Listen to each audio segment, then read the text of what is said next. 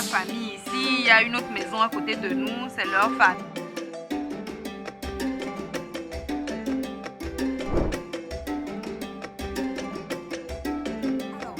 Elsa Badjoum Bena. Tu vas lire.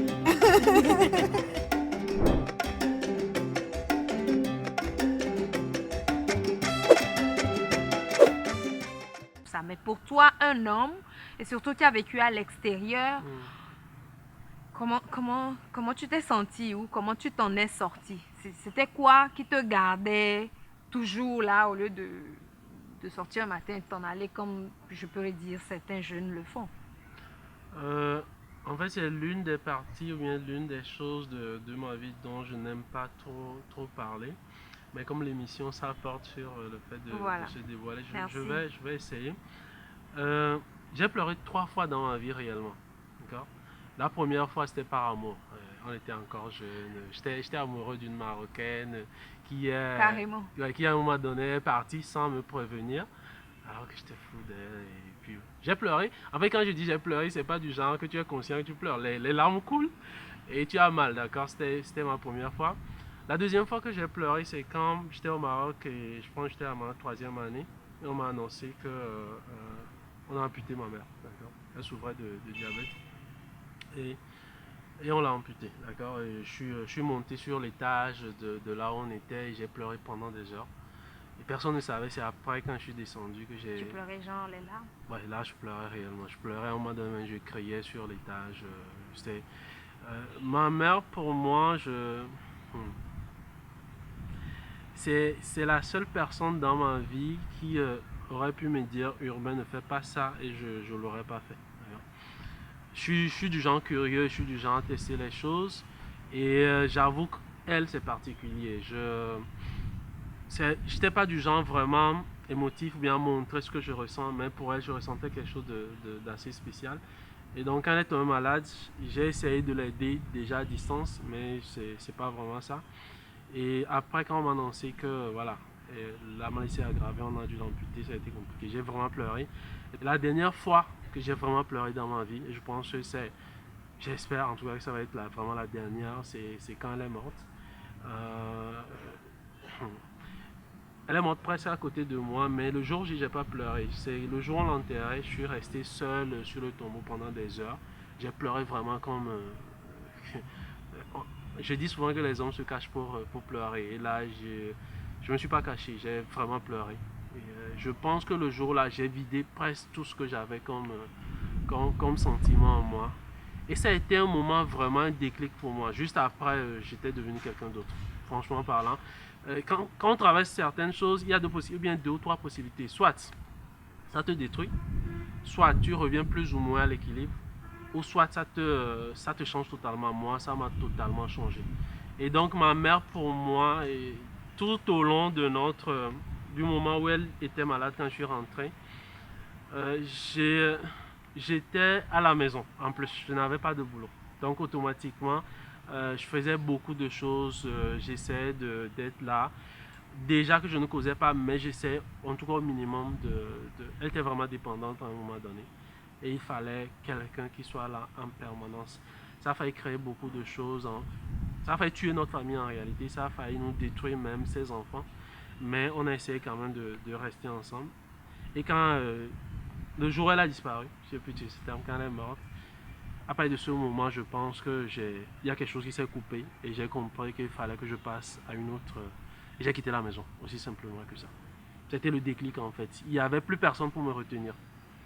Mon père, mes frères, mes soeurs, personne.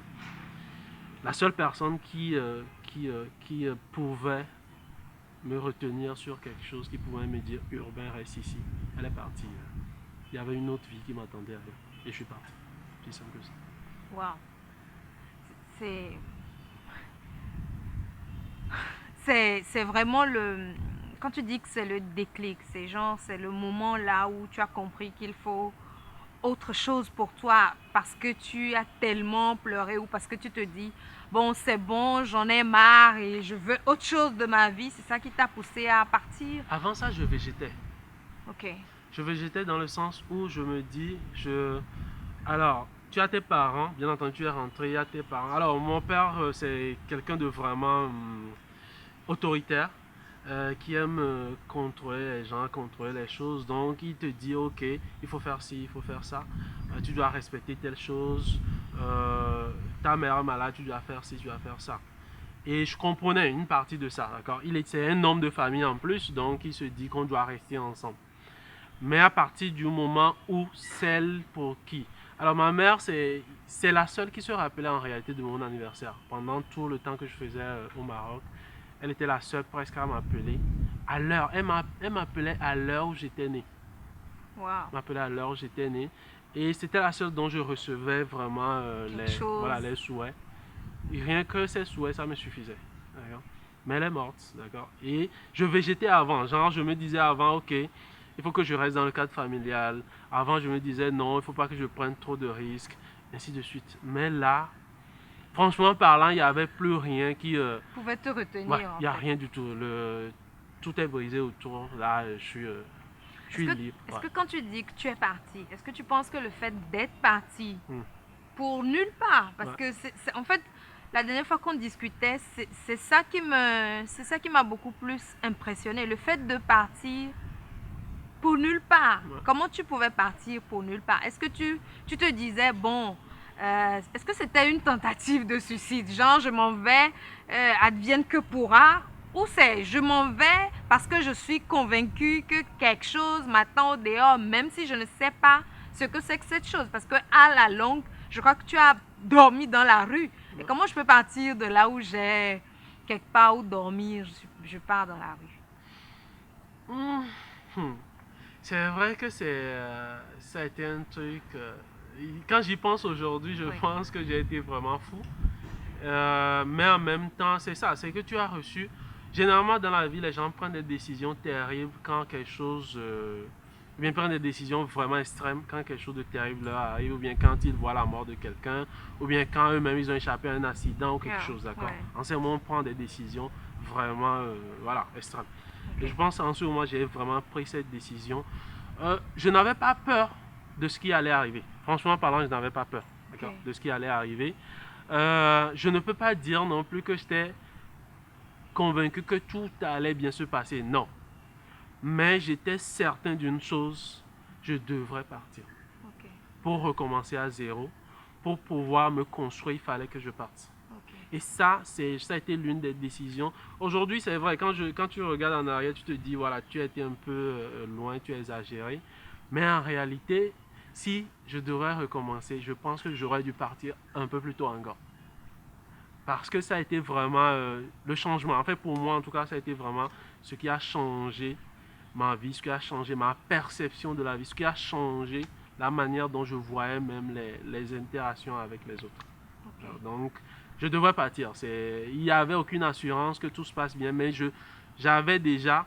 Je me dis, si j'avais pu supporter cette douleur, il n'y a rien, je pouvais tout supporter en fait. Je pouvais tout supporter. Ça a été une période où tout peut arriver. Je pense que j'aurais continué à avancer. Celle qui pouvait me faire chose là, me dire non, Urbain ne va pas là-bas. Elle n'est plus là. Non, elle n'est plus là. Alors, tu avais dit que ces périodes t'ont fait comprendre comment les gens peuvent réagir avec toi dans des moments où tu n'as pas grand-chose, où tu n'as rien. C'était quoi ce sentiment? Généralement, quand tu... Aujourd'hui, par exemple, ce que les gens voient... Aujourd'hui, par exemple, ce que les gens voient, c'est peut-être... Alors, moi, les gens disent que... Enfin, les gens, en te voyant, se disent que voilà, tu as réussi, etc. Moi, d'abord, soyons clairs là-bas, je n'ai pas encore réussi. Je suis encore très loin de mes objectifs. D'ailleurs, je me suis fixé. Et aujourd'hui, ce que j'ai, c'est juste des outils que je n'arrive même pas encore à très bien exploiter. Donc, il y a encore du travail à faire. Maintenant, c'est vrai, aujourd'hui, j'ai quelques actifs et les gens te respectent. Les gens, la manière dont même ils te parlent. Je connais des gens, jusqu'à aujourd'hui, n'arrivent même pas à me tutoyer. J'arrive vraiment pas à comprendre, mais ils n'arrivent pas à me tutoyer. Or, quand tu n'as rien, excusez-moi le terme, mais tout le monde te chie dessus. Ta famille, tes amis, tes connaissances, etc. quelque part, je les comprends parce que ils s'attendaient à voilà, le jeune qui rentre, qui va automatiquement peut-être les sortir peut-être d'une galère, ou bien des amis qui se disent ils doivent compter sur toi, mais tu n'as rien à leur offrir. Ils ne peuvent pas te respecter. Ok. Nous avons construit malheureusement une société où c'est ce que tu as qui décide voilà, Qui de ce tu que, es, voilà, ce que les gens de ce doivent. que les gens vont te donner comme respect, comme Exact. retour. Exact. Voilà, donc moi en tout cas, moi j'ai connu ces deux extrêmes. Ok. Et aujourd'hui, ça me permet un peu de savoir qui m'approche pour ceci ou cela. Enfin, Ok. je l'espère. Ça Un me peu. donne une petite clairvoyance Yeah. quand même. Ok. Ouais.